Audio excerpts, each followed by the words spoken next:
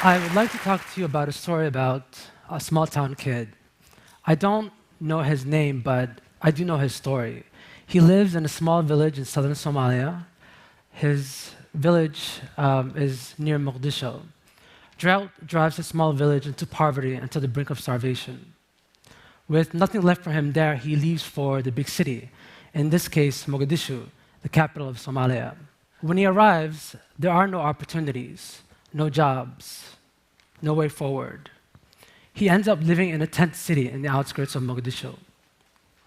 Maybe a year passes, nothing. One day he's approached by a gentleman who offers to take him to lunch, then to dinner, to breakfast. He meets these dynamic group of people, and they give him a break. He's given a bit of money to buy himself some new clothes, money to send back home to his family. He is introduced to this young woman. He eventually gets married. He starts this new life. He has a purpose in life. One beautiful day in Mogadishu, under an azure blue sky, a car bomb goes off. That small town kid with the big city dreams was the suicide bomber. And that dynamic group of people were Al-Shabaab, a terrorist organization linked to Al-Qaeda. So how does the story of a small town kid just trying to make it big in the city end up with him blowing himself up? He was waiting. He was waiting for an opportunity, waiting to begin his future, waiting for a way forward. And this was the first thing that came along. This was the first thing that pulled him out of what we call waithood. And the story repeats itself in urban centers around the world. It is the story of the disenfranchised, unemployed urban youth who sparks riots in Johannesburg, sparks riots in London, who reaches out for something other than waithood.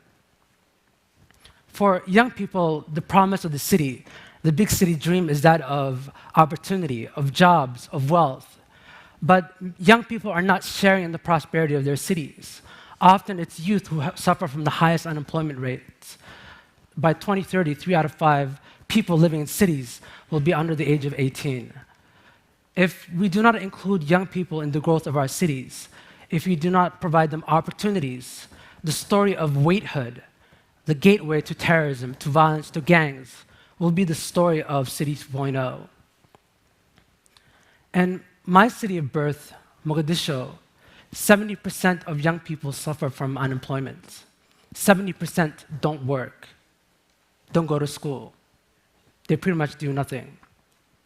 I went back to Mogadishu last month, and I went to visit Medina Hospital, the hospital I was born in.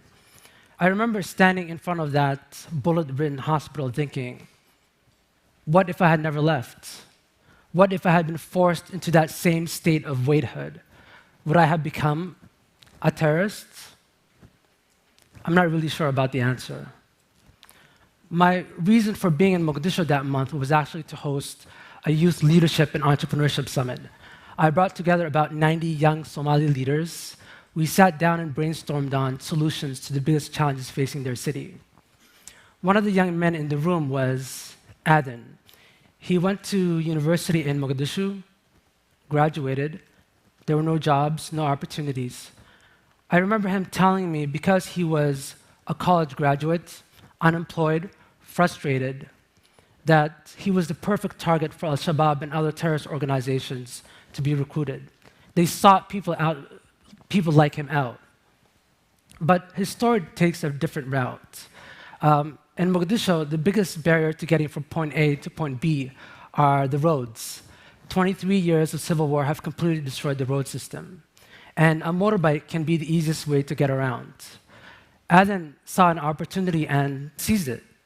He started a motorbike company. He began renting out motorbikes to local residents who couldn't normally afford them. He bought 10 bikes with the help of family and friends. And his dream is to eventually expand to several hundred within the next 3 years. How is his story different? What makes his story different? I believe it is his ability to identify and seize a new opportunity. It's entrepreneurship. And I believe entrepreneurship can be the most powerful tool against waithood.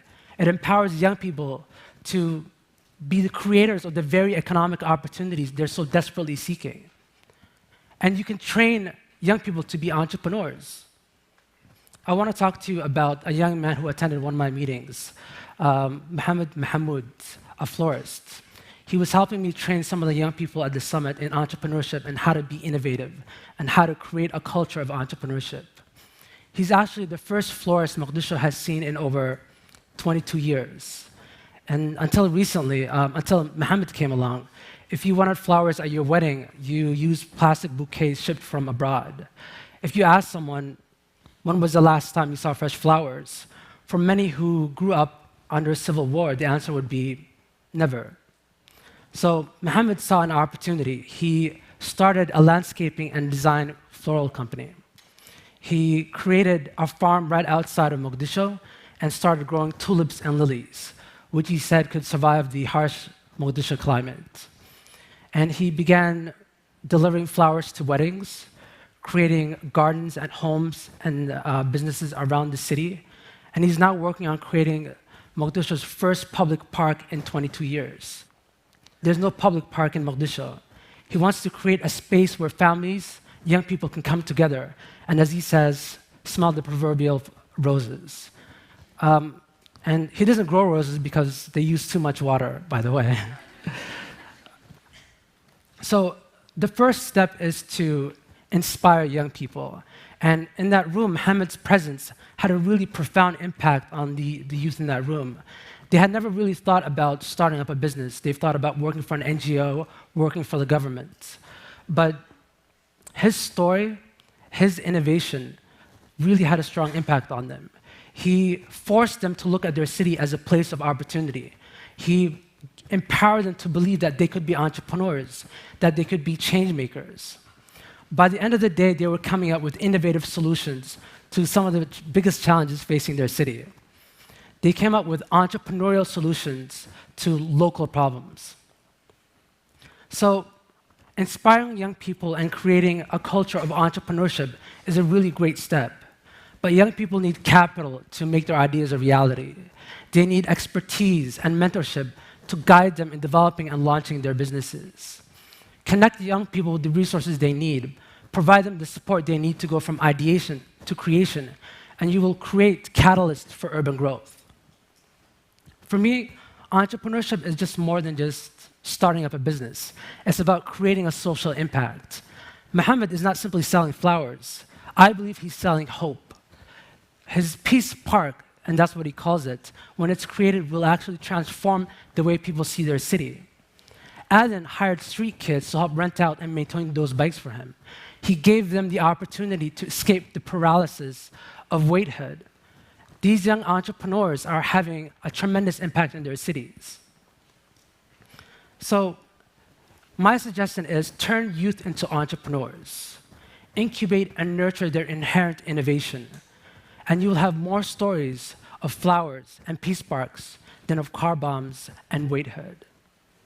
Thank you.